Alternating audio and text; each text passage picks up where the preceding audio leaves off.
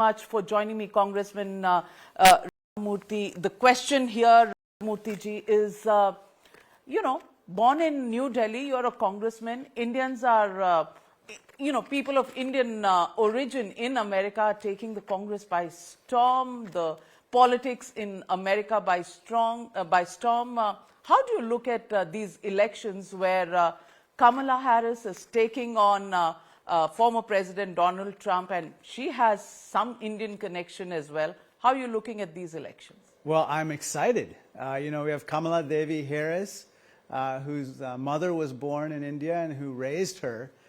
So I consider her a Desi. And then, of course, we have 5 Indian Americans in Congress.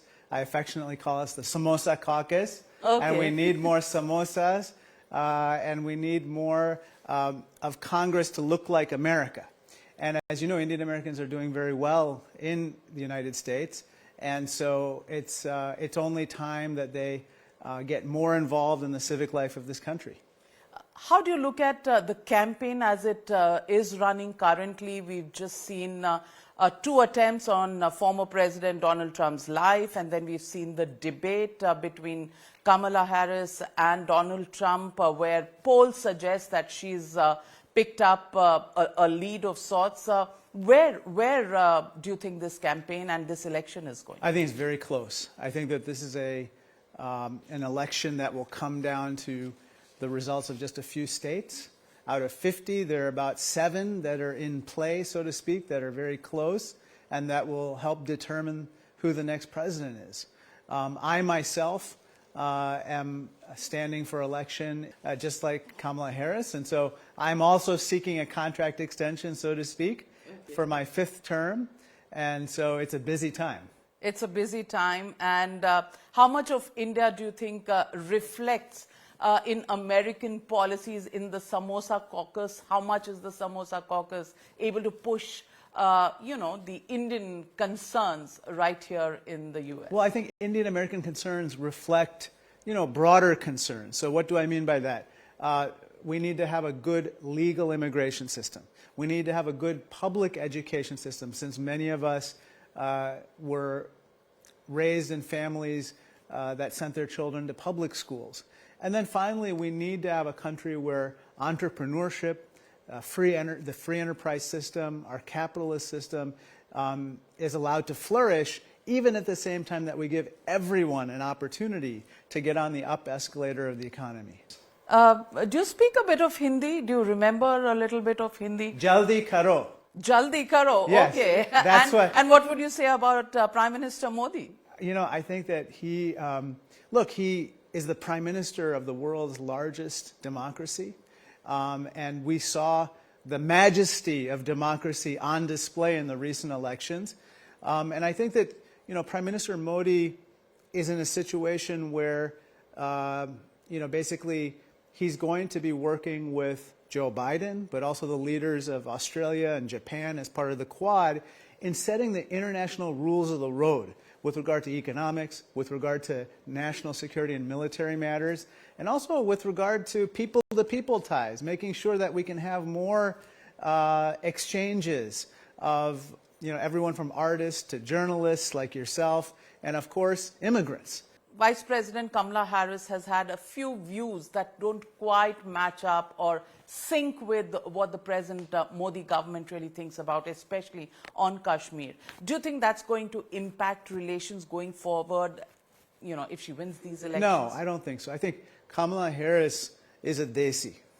And we Desis... Desi girl. Yeah, she's a Desi girl. And she has I know her well. She has a very soft corner for Desis. She has a very soft corner for India. She's been to India many times with her mother.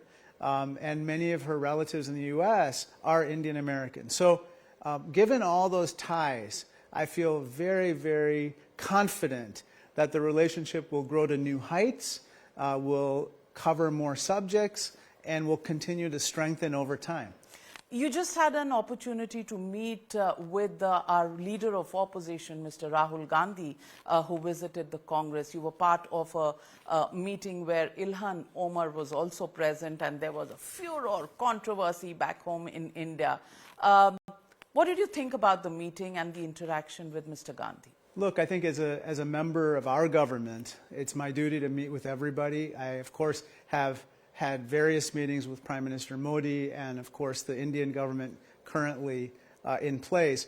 I think I was more in listening mode. I wanted to hear what Mr. Gandhi and other members of Parliament have to say. But this is a common exchange of views. You remember, India is a democracy, just like the United States, and so we encourage everyone to participate, and sometimes they don't always agree. But as long as we can agree to agree agreeably, then, or disagree agreeably, then we are in a better position than some other regimes, some other governments in the world where they don't tolerate dissent. And what was the big takeaway from that meeting with Mr. Gandhi? Did you agree agreeably or disagree agreeably?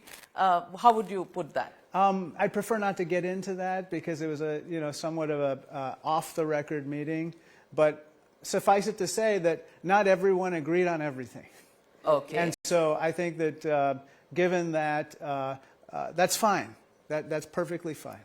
And Ilhan Omar and her position on Kashmir, again, the fact that she's more with Pakistan than with India, and in India it's an either-or kind of a situation, at least amongst the people of India, that if you're with Pakistan, you can't be with India.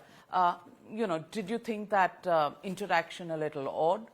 I don't know. I was made in India, and so I obviously have a very soft corner for the motherland, so to speak. America is the place where I represent 750,000 people, and I owe my first allegiance. But India is very close to my heart.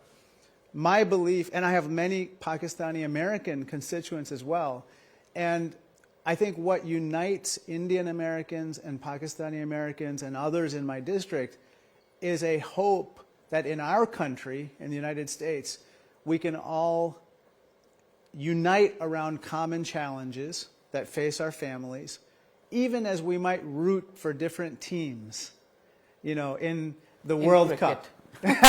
Right? I mean, True. There's a huge cricket match in Long Island, I believe, and we had so many people from my district fly to New York City to watch, and they wore their respective jerseys, right? But under it all, they were Americans. And I think that is... that simplifies things quite a lot. Yeah. In India and back home in Pakistan, it's not so simple, really. But let me... do you remember, other than Jaldi Karo, if I were to say, we have a huge Hindi audience in our Hindi channel. Anything that you would want to tell Indians in Hindi? I don't, if I start speaking Hindi, you'll say, please speak English. So But kuch thoda bahut? You know what, I'll just say, kya ho gaya. And, that's the one thing that I always remember my mother would ask when we went shopping. And, I think that it's just very interesting to recount our time in Delhi, where my mother and father would constantly be speaking Hindi mixed with Tamil, mixed with English. Okay. As I grew up. Amazing. And that's what national integration back home in India really looks like. All cultures, all Right. ethos, in a nice little mixture. Right. And, a little bit of Punjabi and Tamil is great. Right. But let me ask you, do you think there's going to be another debate between Donald Trump and Vice President Kamala Harris? I don't think so. I don't think Donald Trump will want that. I think that he was thoroughly defeated in the last debate, and I think that he doesn't want to have to go through that again. And do you think, the poll leads will consolidate into real gains for Kamala Harris, make her win these elections? I think so. I think she's got the momentum. I think she has the energy, the enthusiasm. She's a fresh face, relatively speaking, for the presidency. And she represents, the future. And unfortunately, Donald Trump keeps talking about the past, keeps relitigating old grievances and going over old disputes. That's not where America wants to go.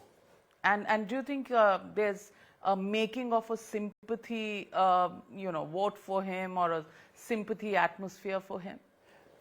Certainly among certain people, I would think. But at the same time, I think that there's a desperate hope for a future where we can unify as a country. He is viewed as a slightly divisive figure. And as an Indian American, I feel very strongly, I'm a Hindu, I'm an Indian American, I'm of a different ethnicity, I'm an immigrant. I want to live in a country where everybody is celebrated regardless of who you are or where you come from or the color of your skin. And I think Kamala Harris represents that future. Let me just, in the end, ask you one question. The recent attack on the BAPS temple, number one, and number two, the position of Gurpatwant Singh Pannu. These two questions worry people back home. On Pannu, do you think it's a deal breaker between India and the way United States looks at the entire issue? Honestly, I don't know. And I think that my hope is that our relationship is so strong that we will weather any kind of disagreements. With regard to the first issue, that was appalling. The attack on the BAPS Mandir in Melville, New York was appalling, and unfortunately it follows a string of other attacks. So we have to stand in opposition to hatred of any kind, whether it's directed at Hindus or anybody. And so I'm glad to see so many of my colleagues join with me in condemning that attack. When you see Modi, what do you think?